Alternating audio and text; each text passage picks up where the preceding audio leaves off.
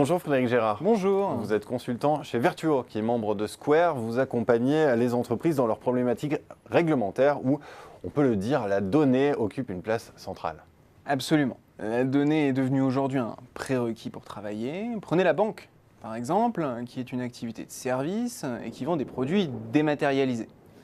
La donnée est essentielle pour son activité propre, à savoir récolter les dépôts et octroyer les crédits, mais aussi pour prendre la mesure du risque, ou encore, bien sûr, pour ce qui est de la conformité réglementaire.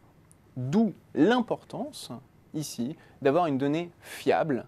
En cas de défectuosité, la banque s'expose à des risques de non-conformité réglementaire, mais également à manquer des opportunités commerciales.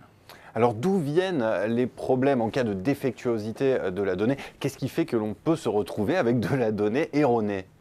Il y a un premier problème lié à la désynchronisation des bases de données. Restons sur l'exemple de la banque. Ses activités sont diverses, banque de détail ou d'investissement, dispatchées géographiquement.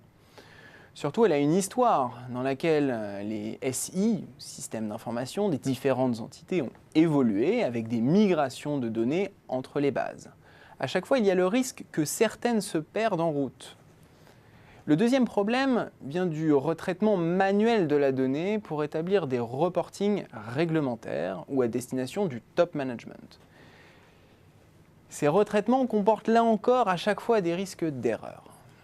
Alors, qu'est-ce qu'on peut faire pour améliorer la qualité de la donnée et limiter de facto les risques de défectuosité? La première piste, c'est de mettre en place des contrôles de sa qualité à différents niveaux du cycle de vie de la donnée. En commençant par sa collecte auprès d'une source jugée très fiable, que l'on appelle Golden Source. La deuxième piste, c'est de travailler sur la gouvernance de la donnée en définissant clairement les rôles et les responsabilités pour assurer la pérennité du dispositif. Par exemple, un data owner, ou un propriétaire de la donnée au niveau du métier qui va notamment réfléchir aux usages, et un data designer au niveau de l'IT ou de la DSI qui va davantage réfléchir à l'architecture. Il faut aussi un CDO ou Chief Data Officer qui va certifier la qualité de la donnée. L'entreprise peut également aller plus loin dans sa réorganisation en installant des comités de surveillance de la qualité de la donnée et de son pilotage. Dernière question, quelles sont à votre avis les grandes évolutions à surveiller à court et à moyen terme sur ce sujet? Sur cette question, il y a bien entendu la réglementation BCBS 239, où la date d'entrée en vigueur était au 1er janvier 2016, et on voit certaines banques toujours en difficulté dans l'application des 11 principes définis. En 2018, deux textes importants entrent en vigueur. D'abord la directive RGPD, qui concerne la protection de données personnelles. Les entreprises vont devoir prouver qu'elles ont mis tous les moyens en œuvre dans ce sens. Je mets naturellement de côté le volet des droits à l'oubli, de l'anonymisation, de la limitation et des consentements. Nous pourrons dédier naturellement une interview à ce sujet.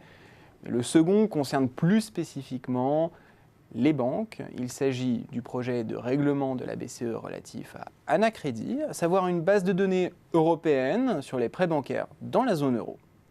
Les banques devront envoyer un reporting granulaire aux banques centrales nationales qui le transmettront ensuite à la BCE. Il y a une petite centaine d'informations demandées pour chaque ligne de crédit, c'est conséquent.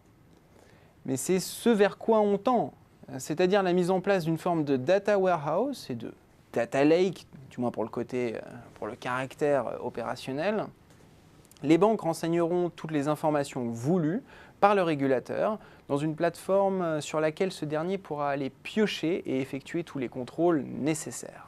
Merci Frédéric Gérard d'être venu nous alerter sur ces points de vigilance et puis pour tout cet éclairage. Merci à vous. Merci à vous de m'avoir reçu.